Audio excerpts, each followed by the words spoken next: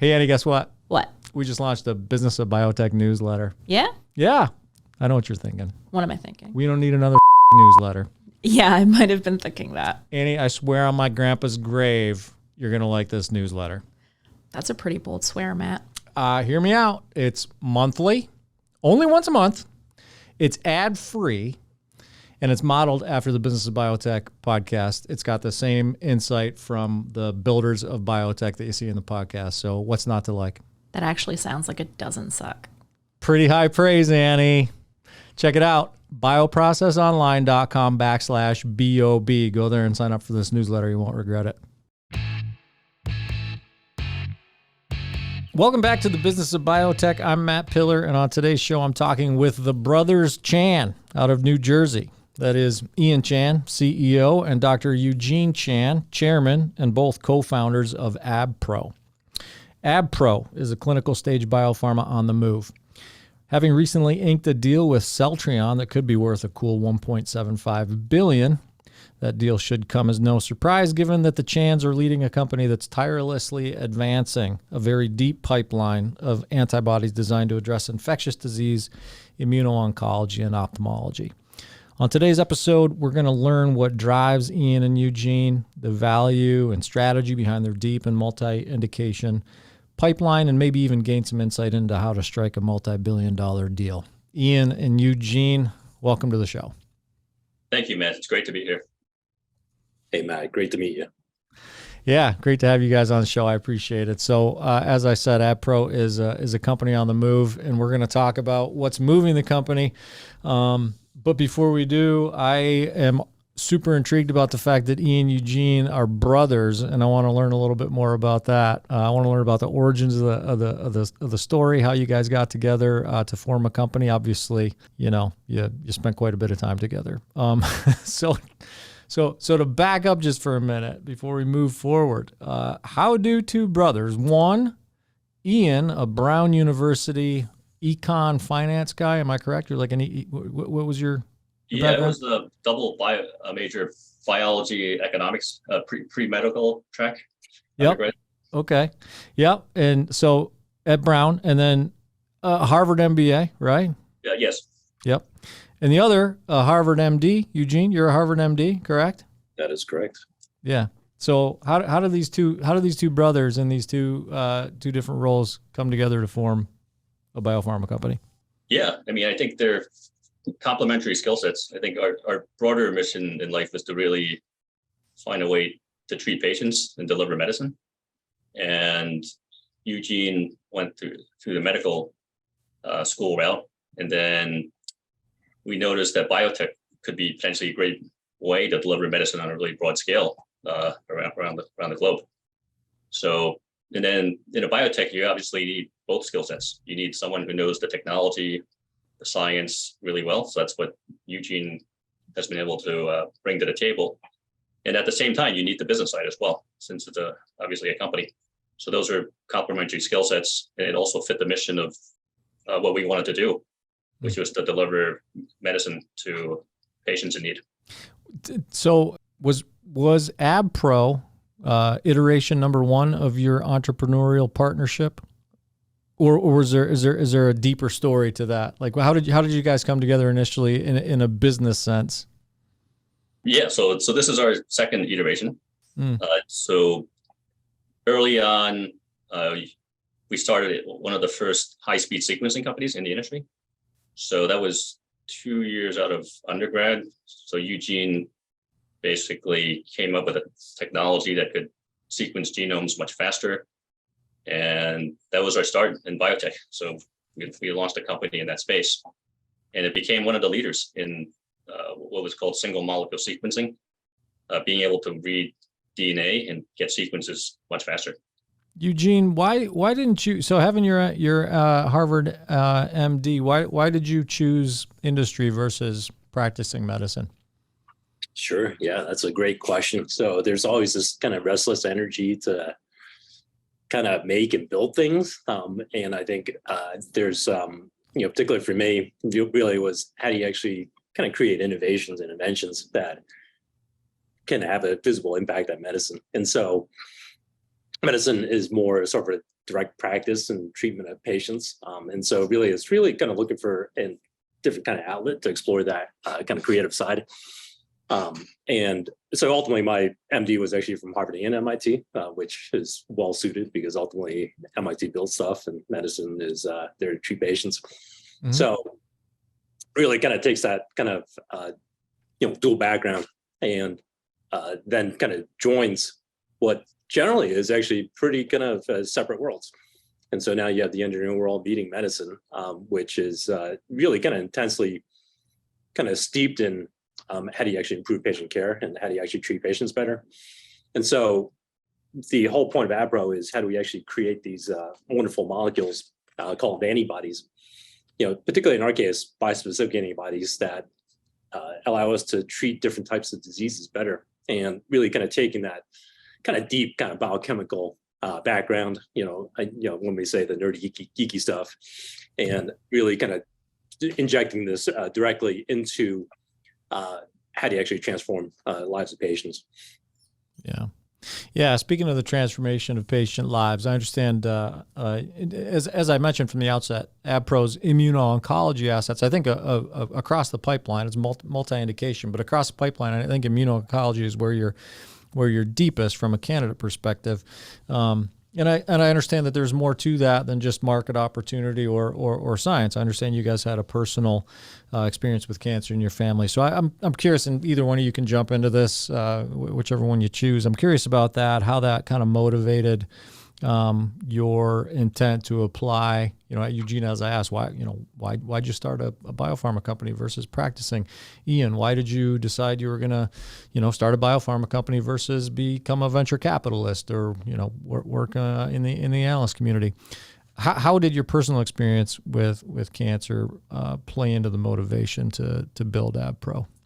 Yeah, so our mom she got breast cancer a few years ago. So that was definitely deeply personal, and we saw her go through all the different types of treatments. The treatments seemed pretty archaic at the time. So things like radiation, surgery, chemo. And at the same time, we realized that with antibodies, you can actually go directly, potentially, to the tumors themselves in a very specific way.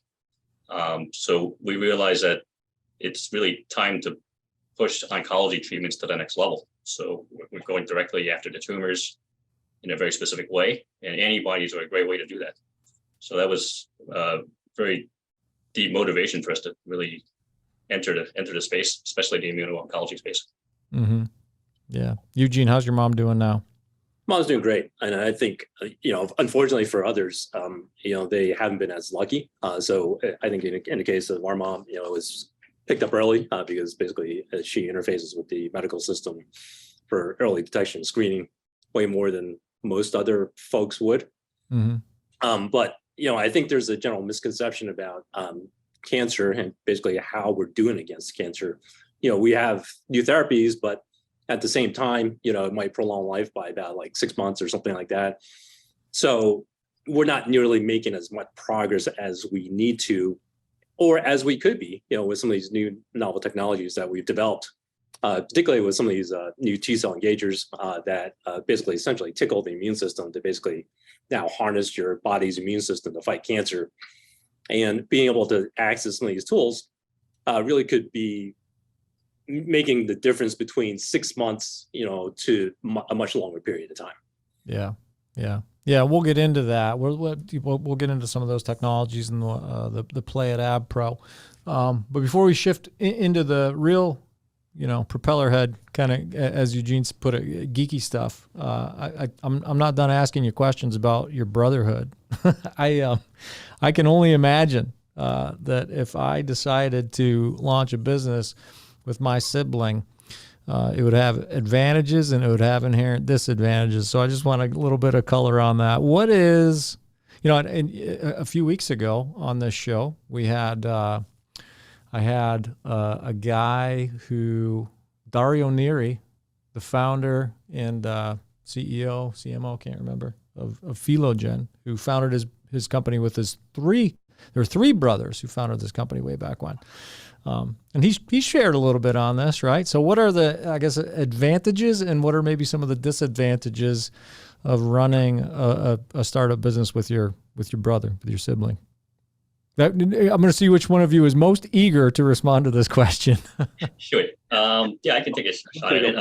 Great. I think the advantage is you have a trusted partner, right? Someone you know very well. Someone with certainly a long history, right? And someone that you can work well with. So I think that's a huge advantage, and especially if they're complementary skill sets. Especially in our case, where we don't overlap. There's an obvious separation of duties, if you will. So you're not stepping on each other's toes. So Eugene has been great with the technology and the science, and then logically, I'll get the business science since that's my background. So I think that can be quite a powerful combination. The challenge is you end up talking about business quite a bit, right? Wow. So it's sometimes can be a bit more difficult to turn off, right? At family gatherings or whatnot. Sure. Yeah. And I'm not sure if that would be probably most challenging for the family, right? Like the people around you, like you're sitting at the Thanksgiving table and you're talking about your next, your a Series C or something along those lines. And everyone's like, hey, Ian, Eugene, come back to us. Right. Yeah, there can be some of that. Yeah. It's tough to turn off. Yeah. Eugene, what's your perspective on that? It's more like an effective team dynamic. I think that's, when I look at kind of building teams, you want to get that complementary expertise. It's almost, like the marriage example in some ways. You want someone who's complementary, to you. Mm-hmm. So here in this case, it was pretty natural, and it was kind of a good thing that Ian didn't become a doctor. I think the also kind of the deeper side of it as well is, there's also all these kind of cues, that you can kind of decipher, without Ian saying anything, that I know exactly, basically, how to interpret it and basically how to meld it into, direction of the company, or, sort of, creating a better working team, stuff like that. And so, and it kind of helps, from growing up, we've lived, I think, Ian, over 20 years together, in the same room. Yeah. And, just to, not have that normal cordial professional relationship. At some points, basically, Ian probably put me in a headlock and kind of beat me up a little bit. At some point, we were probably, really nice to each other, and just kind of understanding a whole breadth of dynamics, really kind of allows you to kind of tackle challenges together more easily. And I think one of the challenges today, kind of building teams, is, you've got, everyone's like really cordial and professional and stuff like that. But, sometimes you have to be able to voice your opinion and be able to kind of resolve conflicts. Not that I think we've gotten, really kind of streamlined over time, where there's actually not really, believe it or not a lot of conflicts between me and Ian. But, I think those early childhood interactions kind of worked it all out. And so by the time, we started together to work on the company, it really kind of became natural and easy. And, it's actually great to have a great partner. Yeah. No, that's outstanding. Yeah. I mean, because, I come into that question. It's a loaded question, because I come into it like, I know that you guys are both born and raised in Jersey and your brother. So the perception is like you guys have a disagreement. Like, Eugene says, hey, we got to spend money on this assay. And Ian says, we don't have the money for that assay. And Eugene says, we're spending the money on this assay. And next thing you know, you're throwing each other around the living room. And like you said, putting each other in headlocks. I didn't know if that was the dynamic or not. Although I can tell you, Eugene, based on what you just said, sort of the ability to read one another without words, that could probably be a dangerous weapon for you two, like at the negotiating table, right? You can just look at each other and anticipate each other's next move. It kind of is like that. Yeah, definitely. Yeah. Very cool. So when you launched Abpro, I guess at the highest level, the natural question is, why antibodies? You've got, as you said, complementary skills, deep academic experience at Brown and Harvard, at MIT. You could probably launch a biopharma company and get financial backing to go in any direction you want to. Why antibodies? Yeah. So when we launched the company, we noticed that there were a lot of new targets post the Human Genome Project. At the same time, antibodies are the most natural way of fighting disease. So it's created with our own immune system. But at the same time, creating a simple antibody when we launched the company was taking on average 1 to 2 years. So in order to really go after all these targets, that time frame was simply too long. So we built our an antibody platform to be able to streamline that entire process, to reduce the time frame to generate an antibody down to as little as 2 to 3 months, so that we could really create novel antibodies against traditionally difficult targets at an industry-leading speeds. So, and we saw antibodies as a very natural, very effective, produced by the human immune system, and very safe, and with a lot of different potential opportunities to treat disease. So that was really the genesis of the company. So we had great traction with the platform, the diverse immune platform. It's been used in almost 300 different campaigns during the early years of the life of the company, with some of the biggest names in the industry. Most large pharma companies work with us, biotechs. We got multiple key publications in journals like New England Journal of Medicine, Nature, to really prove everything out. And then it turned out that antibodies have continued to be one of the largest treatment modalities in biotech today. So in the last few years, we've seen checkpoint inhibitors come out, infectious disease antibodies now in cocktails, such as COVID neutralizing antibodies as well. So we see this as a great modality that's natural, and it can be used to treat a lot of different patients in different types of disease areas. Yeah. And I'm going to ask some questions for you around the, some of the specific indications and combinations and indications like COVID. But you mentioned, part of the motivation of the company being to change the speed of development and manufacturing paradigm. And I don't anticipate or expect you to give me, any trade secrets or spill the secret sauce, but can you give me some indication as to when you launched the company, you said, hey, we want to be able to take this multi-year development paradigm and make it a lot faster, create, some faster iterations.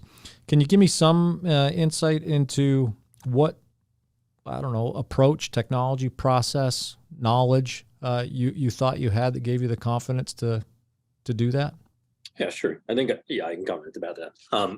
The crux of, the approach is really be able to shorten this whole antibody generation process. So once you actually have a target, traditionally it takes, 12, 18 months to be able to do this. And that's actually just to be able to get a hit. And so getting hits, you need multiple hits in order to be able to, basically siphon down that funnel to be able to get that one single drug candidate that's going to go into clinical trials. So essentially, the more hits you have, the more likely that you are going to be able to be successful. So in our case, it was not about generating these hits quickly with the antibodies. So now we basically now condensed the time frame down to 3 to 6 months, but also be able to generate sort of high quality hits, which essentially was able to bind to the targets better and also to bind to more diverse targets that basically had smaller minor changes. So in terms of kind of scientific speak, some of these targets are also conformational. So a lot of the so there's a certain 3D structure to these particular targets, and you have to be able to capture that specific 3D structure as well as small changes in the amino acid sequence. So it might be a single amino acid, it might be a single glycosylation difference, and be able to target these minor differences and be able to do it quickly and also be able to get sort of high binding or essentially a high quality hit to the target. It really kind of allows you to move down that pipeline way quicker than anyone else could possibly move down. That kind of is reflected in some of the kind of high quality partnerships. Some of these companies that have seen these, basically what we can do. They've kind of signed up to basically look for new drugs or to take some of our lead candidates and move them faster towards the clinic. Yep. Yeah, very good. Speaking of lead candidates, one of those lead candidates is I think the note that Ian made is an antibody that's aimed at COVID as a COVID therapeutic, right? So, and I'm curious. I want to have that conversation in the context of like where we are with COVID right now. what gives you the confidence, like where we are with COVID right now, which it's always a situation in flux, and fall is always a time full of anxiety and anticipation as we round our corner into what was traditionally the flu season. Now maybe we're going to be calling it the COVID/flu season. We don't know where what might pop up next. But by and large, it's a pandemic that's tamed under considerable control compared to where it was before. There was a great rush of companies that came to that space with prophylactic vaccine, and also many companies coming at it with therapeutic candidates. So what gives you the confidence now at this juncture in the game to continue that down that path around a COVID therapeutic and antibody COVID therapeutic? Yeah, so it's really driven by patient need. So this is a space that we when the pandemic broke out, we realized antibodies could really be used effectively, certainly as a therapy, and that's proven to be the case. So the antibodies have been one of the most approved classes of therapies early on. And even though the pandemic is certainly under more control right now, there's a group of individuals in the immunocompromised population that are still highly vulnerable to COVID. So these are folks that are generally 65 plus and have multiple comorbidities. So that's the population that has very little to no protection. So generally, because their immune system is either suppressed by, for example, medications that they're on, or just by other comorbidities, they're unable to mount an immune response to even vaccines. Mm-hmm. So they're at high risk for COVID. There are roughly 25 million Americans in this category. So, and then there are a lot of new variants coming. So this group of individuals has really very little to no protection, because the vaccines are going to be largely, they can't mount an immune response against the vaccines. Small molecule drugs, generally a lot more toxic than antibodies, so you can't really take them on a daily basis. So what's left are neutralizing antibodies that could be used as a pre-exposure prophylactic. So that's what we have. So we have a cocktail of two antibodies that has a long half-life, can last in circulation up to 6 months, that is effective against actually every single Omicron variant to date, and also is predicted to work against future variants such as BQ1 and 1.1 as well, that can give protection to this class of immunocompromised individuals. And there's nothing else out there right now. There was Evusheld, which is from AstraZeneca, but that's not expected to be effective against the next wave of variants. So give us an update on where that candidate is from a clinical standpoint. There are two COVID-19 candidates there at Abpro, aren't there? Am I mistaken there? Yeah, yes. So the cocktail is currently late stage preclinical. I think we're looking at various strategies to get that across the finish line quickly, given the COVID season that's right around the corner. Right. So we're examining all the options right now. There's when the vaccine came out, there was everyone was excited. No one wants to see the vaccine fail. Everyone wants to see the vaccine succeed, right? It was hailed as a miracle of modern science, or the speed at which we were able to develop this mRNA vaccine and get it approved. I'm always hesitant to have this discussion because I don't want to detract from that, regardless, right? In any situation, no matter, safety aside, obviously safety is paramount, but efficacy, durability, all those questions that have yet to be answered and improvements that are yet to be made. It was obviously great work on the part of the life sciences community to get that vaccine out there. But, in retrospect, right, I think we can all recognize that the hope of the ambition initially was that durability would be stronger and that it would stop transmission and that it would, perform a little bit better, I guess, generally than it has in retrospect. Now, obviously, like I said, we all want to see that thing work in the face of such a deadly and devastating pandemic. But at the same time, for a company like yours, the fact that it doesn't quite work as, it's not going to, the vaccine is not anytime soon, no vaccine anytime soon is going to eradicate this thing, i.e. polio. There's a market opportunity. So what's your take on that? Has for your company and others who are working in the COVID therapeutic space, has the performance of the vaccine to date strengthened in a meaningful way from a business standpoint? Your business strategy, your business mission, has it contributed to success in the funding, in the funding world and attracting talent and that kind of thing? Like, it's a lot of words, but like, what's the impact of this, the vaccine effort that, we all hoped it would be a little bit stronger. What's the impact on your business? Well, I think there's been a lot of confusion about vaccines, right? So when people think vaccines, they think one shot, like measles or polio, and you're protected for the rest of your life. It's turning out to be a seasonal kind of disease, right? So multiple variants, waves, not too dissimilar to flu, but more deadly. Yeah. So there's a whole confusion about the word vaccine, right? So I think that number one, but number two, I think the vaccines to date have been effective at preventing hospitalization. So that's actually been quite good. The data has been pretty outstanding. But it's not going to be the be all and end all. So there's going to be, we just talked about immunocompromised patients who may not respond to vaccines. So it's not going to treat or protect everybody.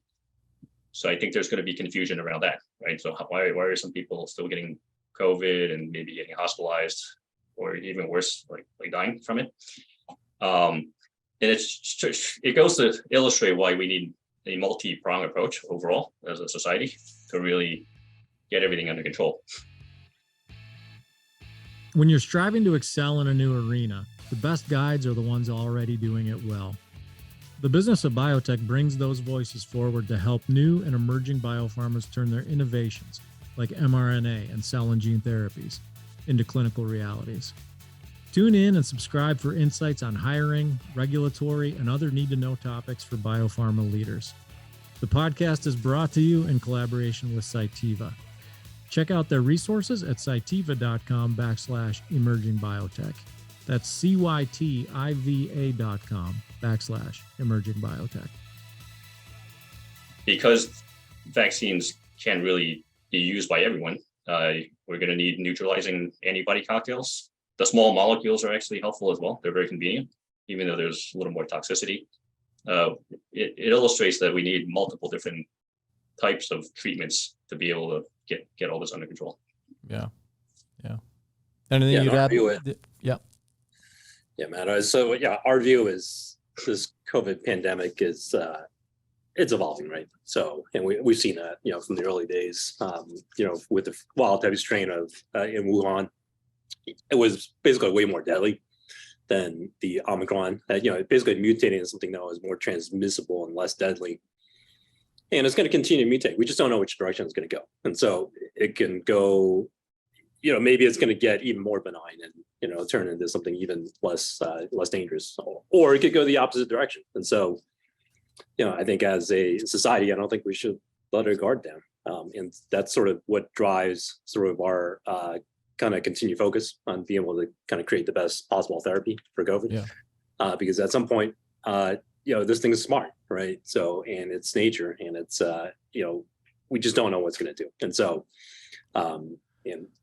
us, like the vaccine makers, you got to be prepared, and basically you got to be able to kind of have multiple tools in the arsenal, as Ian said. Yeah, no, it makes sense. I mean, your point about preparation and agility. We were unprepared. We were unprepared for the pandemic when it made its ravage and incredibly fast spread across the globe. And there's a lot of work being done right now in the vaccine and therapeutic spaces to correct that position, make sure that we're on more solid footing when the next one comes along.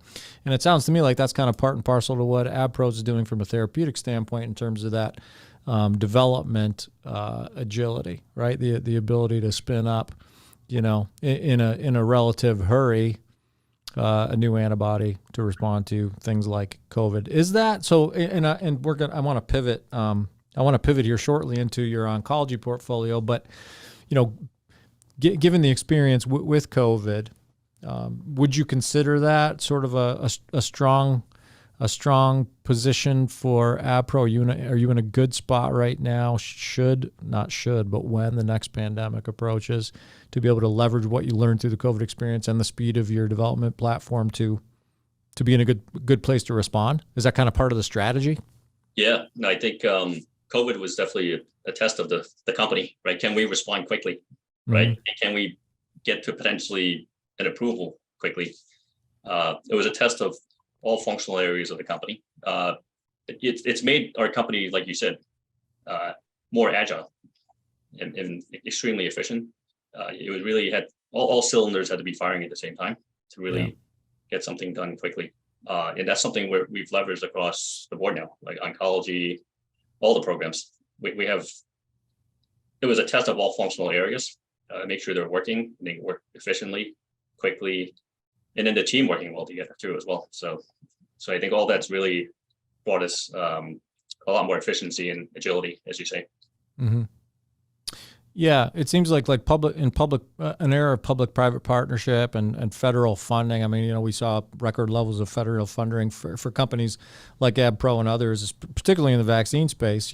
Speed is now highly valued and rewarded, like monetarily rewarded. And it's sort of an interesting paradox, given that, in space is obviously you guys aren't manufacturing vaccines, but even therapeutic development, 15 years to develop a vaccine was not just the norm. It was like, oh yeah, well, bank on it. We're not going to expect to even come close to putting this thing into mass populations of human beings until we've got 15 years of data, right? So and that was sort of a regulatory driven thing, slow, steady, make the slow and steady wins the race. And now, a lot of the same federal agencies are going like, oh, a company like Abpro, they're spinning out new antibodies in 2 to 3 months and, running really important assays to figure out what they do and how they work. We're going to reward that. It's an interesting paradox, I think. When you guys, getting back to that oncology point, so the work that you've done in infectious disease like COVID, how is that informing the development of your antibody candidates? How you've got 6 or 8 immuno-oncology candidates? Yeah, I think the official number. Yeah, we have a number of them. So certainly in different stages, 6 to 8 sounds about right. Yeah, because we have some in discovery as well. But yeah, it's been super informative how to do science at an accelerated pace. So I think that's the key. We can cycle through targets faster now. Mm-hmm. So that allows us to look at more targets on a broader scale and do it. And I think it's kind of a bit of a shots on goal kind of thing. You want to go through many candidates, quickly test them, and pick the ones that are most promising to move forward. So that type of process actually helps the portfolio across the board. Yeah. Yep. Let's talk a little bit about some of those indications in immuno-oncology that you guys are pursuing. Why don't you give me a sort of a rundown of the specific indications you're pursuing and why? Yeah, so the theme is really looking for very specific tumors that have strong markers that are specific to that particular kind of cancer, where we can bring an immune cell to the tumor. So it's very specific, and we're leveraging mostly a human immune system to do that. So it's going to be a more natural type of treatment as opposed to chemo or other types of non-naturally occurring treatments that are out there. Mm-hmm. So the pipeline is across some of the most, I would say, prevalent forms of cancer. So certainly breast cancer is one of them, gastric, pancreatic. We have a program for also liver cancer that's in the pipeline as well. So anywhere where we can find a very specific tumor marker, and there's certainly some very interesting markers that are continue to be developed nowadays. We can pursue with our platform. Yeah, Yeah, Eugene, I was just going to say, Ian's been he's been stealing the mic here, so I want to pause for a minute and give you an opportunity to weigh in. Yeah, the crux of this is really how do we leverage the body's natural immune system to be able to fight cancer. So, for a few years ago, we basically heard a lot about CAR T cells. Yeah, I'm sure you've had some of these folks on your podcast. Essentially, CAR T is be able to take a person's immune cells, take them out of the body, essentially then alter it and in some way where it's specific towards the cancer and be able to use your body's immune system to fight it. The manufacturing cost on that is in millions of dollars per person. So the cost benefit for being able to treat cancer patients on a broad-based basis is not quite there. And so even companies like Novartis, they've really struggled with their CAR T therapies in terms of being able to make it kind of broadly applicable. Mm-hmm. And so in our case, essentially by leveraging this bispecific approach where you're essentially activating sort of T cells in the person's body without being able to alter, you get the same benefits as CAR T, but without sort of this complexity of manufacturing. So now you're talking, it's a pure infusion, and be able to administer like a traditional drug gives you that scalability, but at the same time, you've kind of bypassed sort of some of these complexities that came with some of these earlier therapies. And so simplistic way of thinking about sort of the approach that we've taken at Abpro is, hey, let's take what's wonderful about CAR T and let's basically put it into an IV bag that's accessible to everyone at a lower cost. Yeah. Yeah. Well, it's, as I mentioned from the outset here, that approach has been getting some attention in the form of, as I mentioned, a pretty great big giant deal with Celltrion. That so I'm gonna tell you what I think I know. So that deal is specific to ABP 102, your antibody for HER2 positive breast, gastric, and pancreatic cancer. Is that correct? Is that kind of the crux of that relationship with Celltrion? Yes. Yeah. Yeah. So tell us about that. Like, just we'll start at the high level. Tell us about the partnership, how it came about. Yeah. So this is a great partnership. We're excited about it. So Celltrion came about through one of our board members who is actually based over in Korea. So we had an initial dialogue, and then we realized they had really complementary global capabilities, and they had a HER2 biosimilar that they had experience with. So certainly they knew the space, and they have integrated capabilities all the way from preclinical manufacturing all the way to commercialization. And also recently they've been getting approvals in other areas as well. So that really caught our attention. And we had a dialogue. They were very excited about our molecule, partly because our ABP 102 has a very wide therapeutic window, wider than I would say most other bispecific antibodies. So that gives you flexibility in the clinic for dosing. And we had a series of discussions and then formed a partnership. And the basic parts of the partnership is that essentially they'll be contributing all the development funding and clinical funding for the program.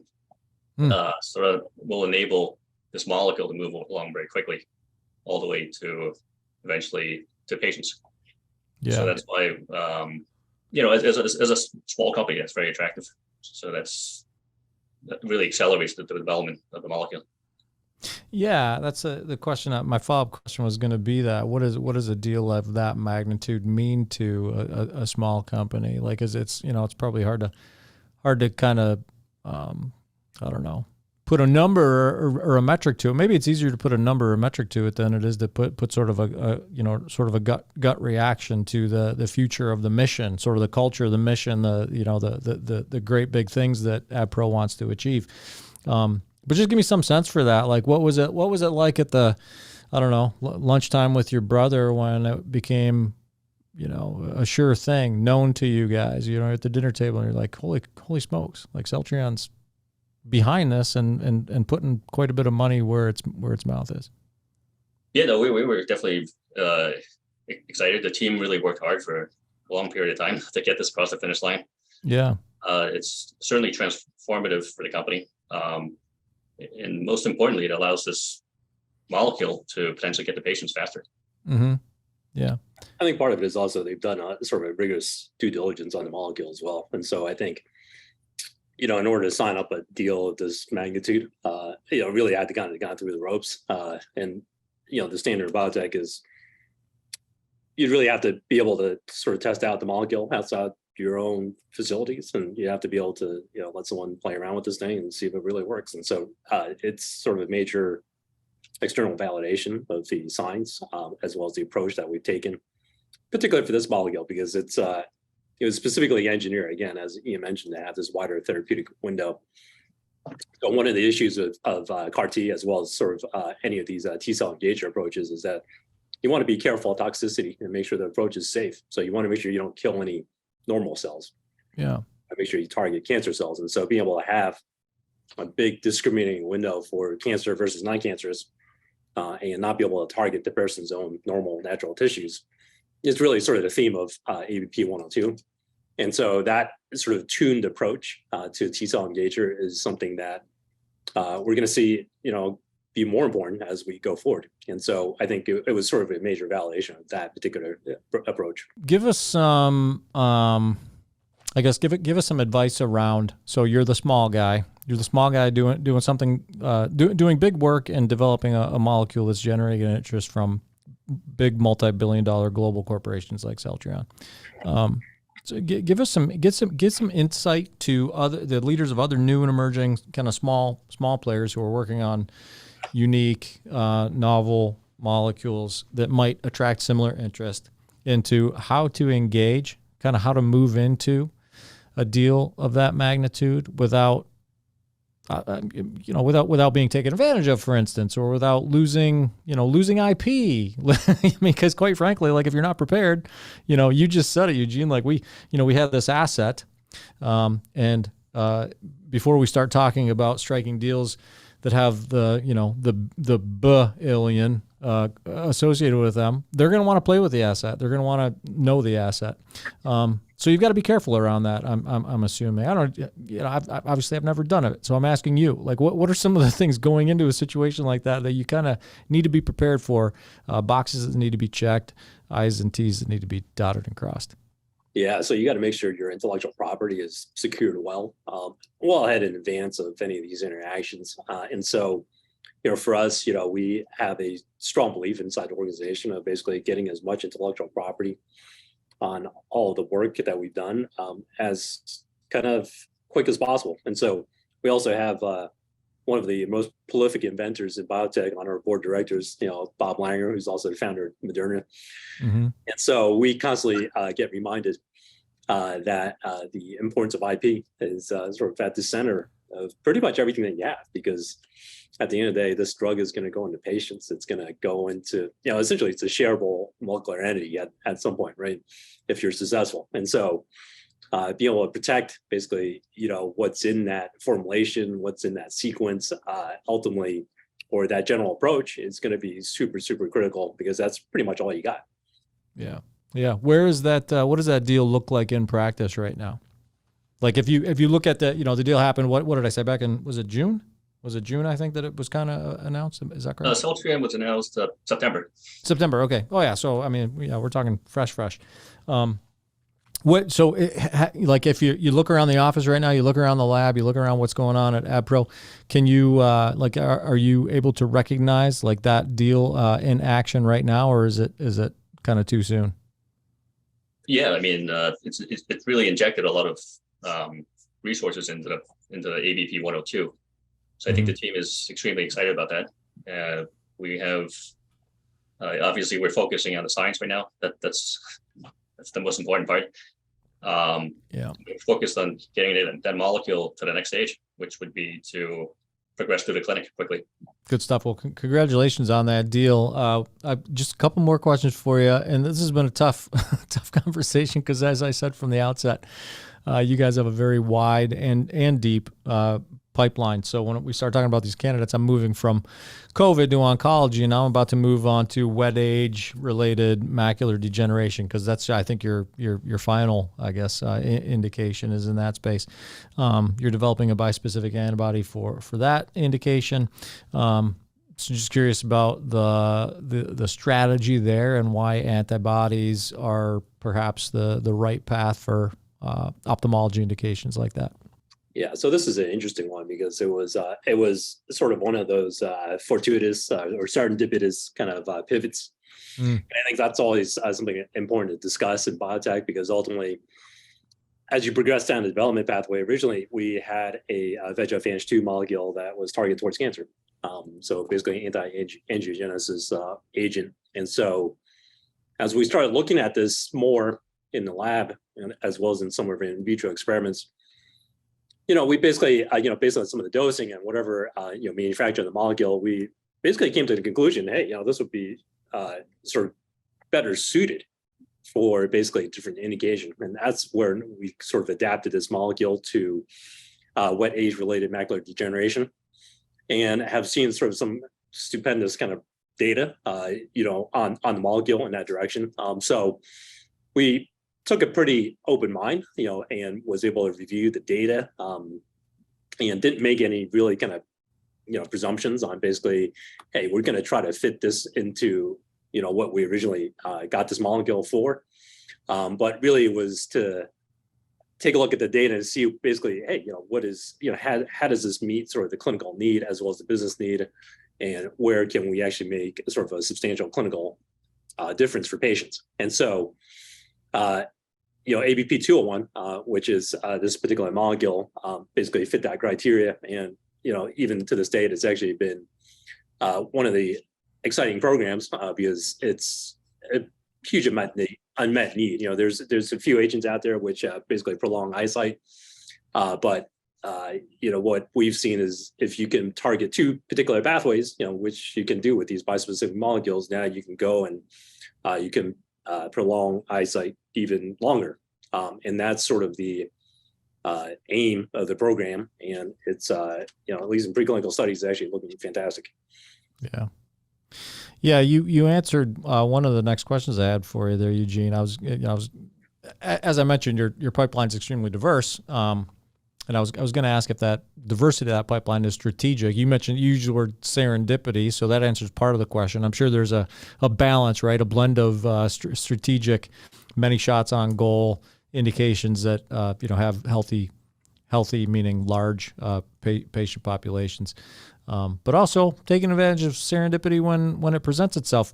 Where does it go from here? When you look at the pipeline, the indications you're going after, the great deal with Celltrion, the position the company's in right now, which is a really great place to be. I guess, without risking yourselves getting in trouble with the IR and PR police, what kind of forward-looking statements would you make about the development of the Abpro pipeline? Yeah, I think there's a lot of, at core, there's this wonderful antibody platform, which is leveraged into bispecific antibodies. And so I think that's sort of the crux of the tool, so to speak. And so, there's particular synergies that we've kind of now, or expertise or know-how or intellectual property that we've now developed that's actually very deep in this whole immuno-oncology space, which has allowed us to cut this kind of wonderful Celltrion deal. And so we anticipate to continue leveraging sort of some of what's made that successful into other cancer programs. So I think that's pretty clear. But with that said, I think this platform is broadly applicable. And so being able to not rule out sort of applications and indications, and that's always one of the difficult balancing acts in running any of these biotech companies, is that you always want to make sure that you're focused, but at the same time, you don't want to shut out your opportunities that might actually come along. And so you have to be pretty judicious, and I think that's where having a good board as well as a good management team comes into play, because ultimately you can make those decisions, and ultimately the investors that we partner with, they trust us to make those decisions and to make them correctly. And so, and that's sort of, I think, what's led to the success of the company, and will continue sort of driving the pipeline down the road. Yeah, good stuff. Good stuff. Ian, anything to add there, Ian? No, I think Eugene's right. It's kind of like a symphony. All the parts need to work together. Yeah. If the science is working and the platform's working, that's going to yield a lot of molecules that we can look at. And certainly the team has to work well together. Everything has to work well together. And obviously relationships with business partners, investors. So once all that's coming along, that all supports the scientific activity and the ability to do excellent science is what drives everything. Yeah. I don't know, Ian, if I failed to mention this, but we do produce a video version of this podcast. And before we move any further with it, I'm looking at the faded dry erase board behind you, and I just want you to turn around, take a look at that, and make sure that there aren't any trade secrets or Sure. make sure that none of that science that I see written behind you is going to get you guys in trouble before we let this video go. Sure. What haven't I asked you guys? What haven't I asked you guys that you're like, boy, he really should ask us this because it's kind of central to our story, part and parcel with what we're doing here at Abpro. Well, you've asked a bunch of great questions. I think you've really kind of given us the opportunity to present what we're doing here at Abpro in sort of a great way. And I think ultimately, for us, I think for people listening to this podcast, I think it's important that they know that there's a group of folks out there that my brother, as well as our entire team, we're fully dedicated to making a difference for patients. And I think ultimately that's sort of the strong driving motivation that allows us to, you talked about some of the personal stories and things like that, but it's things like that, as well as like people that and from my sort of historical kind of interfacing with patients, it's at different stages of kind of clinical treatment. There's not enough that we could possibly do for these patients. So, we might think, hey, if we, include the survival, increase the survival benefit by additional 18 months, that's good enough. It's not good enough. And so I think every day that we go to work, I think we're highly motivated to be able to extend and be able to hopefully transform some of these ways that we treat patients. Yeah. Yeah. Well, it's, I like that. I like that commitment, that resolve, Dr. Chan. That's awesome. And I hope that I have the opportunity to interview you guys again a little bit further down the road. Maybe, when there's more to talk about clinically, especially on some of those oncology candidates. You guys are doing great work. I'll be cheering for you. And I appreciate you coming on. Thank you. Yeah. Thank you so much, Matt. We appreciate it as well. Yeah. Great. Thank you, Matt. Good time talking with you guys. So that's Abpro's Eugene and Ian Chan. I'm Matt Pillar, and this is the Business of Biotech. We're produced by Bioprocess Online in partnership with Cytiva. Check us out at bioprocessonline.com and check out Cytiva at cytiva.com/emerging biotech. Both sites offer troves of content dedicated to emerging and early stage biotechs. And if you like tuning into conversations with biotech innovators like the Chan brothers, make sure you're subscribed to the pod. We drop every Monday, and we'd love to hear from you. So leave us a comment or a review. And in the meantime, as always, thanks for listening.